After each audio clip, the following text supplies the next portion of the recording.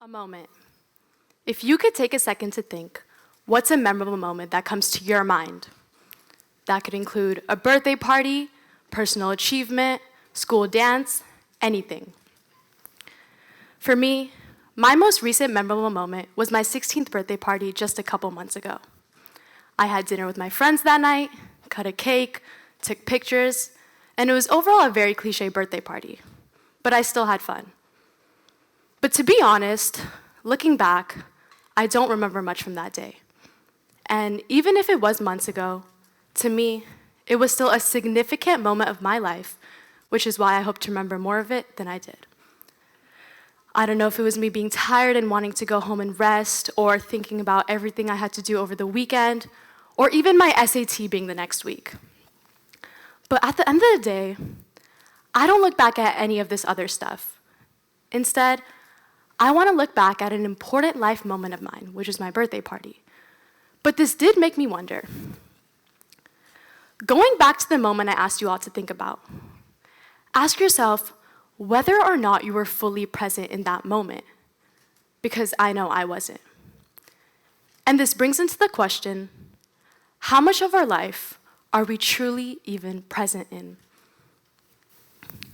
The concept I want to introduce to you all is mind wandering. Mind wandering refers to the occurrence of thoughts that aren't tied to our current activity or environment.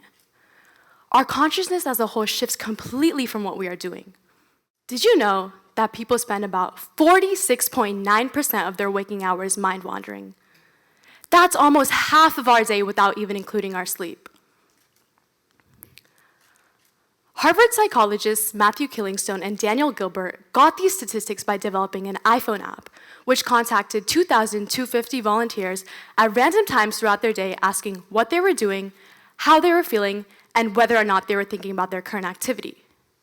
Users were able to choose from day-to-day activities such as walking, eating, shopping, watching TV, and on average, they reported that their mind was wandering off 46.9% of the time. Now, to address the other aspect of this study, users were also asked to report how they were feeling, in which data yielded a strong relationship between mind wandering and feeling unhappy shortly afterwards.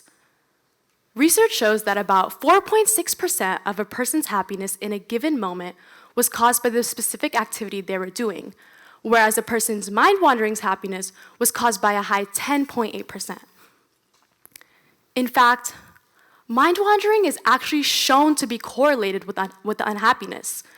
In this same app, users reported feeling happy only 56% of the time while mind wandering, yet reported feeling happy 66% of the time when focused on the present moment. That's about a solid 10% difference. So let's ask ourselves the question, why exactly do we mind wander? Sometimes we let our minds travel, take on new perspectives, but often we let our minds get the best of us. It's common to fall into our anxieties and to start worrying about the future, or to even get caught up in past regrets. But all this thinking just makes us more and more miserable. Now, some may argue that mind wandering can actually be good for us, like when we feel bored, stressed, angry. Mind wandering can serve as an escape from these current feelings that we don't want to be intact with yet. Now, it may seem like this form of escape is actually helping us feel better and happier, which it may in the moment, but eventually, reality will catch up. And that's what strikes our unhappiness. However, there are ways we can use mind wandering to our advantage, as long as we don't mind wander while actively doing other activities. Mind wandering is a common phenomenon, and it doesn't go away just like that. Instead of seeing it as something to kill as a whole, rather, we should see it as something to make time for, to let ourselves think and self-reflect, and use it as something to motivate ourselves into making time for ourselves and our minds. Maybe on that day, if I was more present, I'd remember more specific moments from my birthday party instead of just looking back at photos and not necessarily have anything come to mind. It's a learning experience, though. Next time, I hope we're all able to ground ourselves in the moment, not only so we better remember it, so we're all truly able to enjoy it. What I've learned is that mind wandering during ongoing activities leaves nothing but a negative impact on us. Our minds need rest. They can't constantly be worrying. Being present in the moment not only keeps our minds at rest, but also helps us improve as people. We all have goals in life that we want to achieve, which we can better do by being present in the moment, as we're not distracted by the overwhelmingness of the past or present, but yet we are driven to motivate ourselves in the center of the here and now.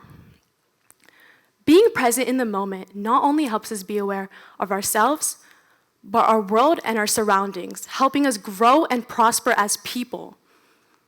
So take a breath of that morning fresh air after waking up. Savor the smell of your coffee, feel the heat of the sun on your face, and enjoy it all. But the moment you sense your mind wandering off, try not to let it go any further and simply bring it back. Because you don't want to miss the important moments in life. They'll be over before you know it.